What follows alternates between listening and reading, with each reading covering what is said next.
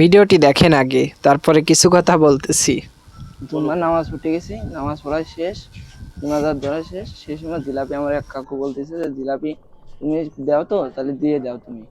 এবার আমি দিতে উঠেছি, উঠলে দিয়ে দিছি সবাইকে, কম বেশ পড়তে পারে, এই জন্য আমি সেই 5 ওয়াক্ত নামাজ পড়ি। এবার ঈশার নামাজ পড়তে গেছি, ঈশার নামাজ পড়ে বেরোয়েছি।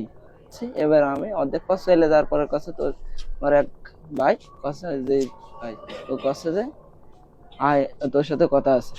এবার আমি কাছে কি কিছু বলবেন? এবার গেছি, দাদি আমার কষ্ট যে তুই আমাকে জিলাপি কম দিছিস গা, জিলাপি আমার সবাইরে বেশি দিচ্ছে। আমি কাছে আমি তো সবাই সমান দিছি, কথা আমার কম দিছিস গা। আমি কাছে ভাই আপনার কখন কম দিলাম? কথা তুই আবার কথা করছিস, মারলাম তো।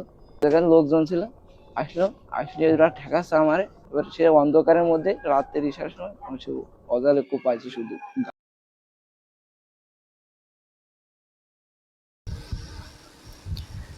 মসজিদে জিলাপি কম দেওয়াতে সেটা নিয়ে তর্ক বিতর্ক হয়ে এই যুবককে কুপিয়ে জখম করলো যুবদল নেতা। বাহ তালিয়া! এত সাহস কোথায় পায় এরা? নিশ্চয় এদের পিছনে অনেক বড় লোকের হাত আছে, তা না হলে এইটা মানে এতটা সাহস পাওয়া অসম্ভব যে একজন মানুষকে শুধু একটু জিলাপি কম দেওয়া বেশি দেওয়ার কারণে তাকে কুপিয়ে জখম করতে হয়েছে। হায় রে দেশ, হায় রে দুনিয়া, হায় রে মানুষ।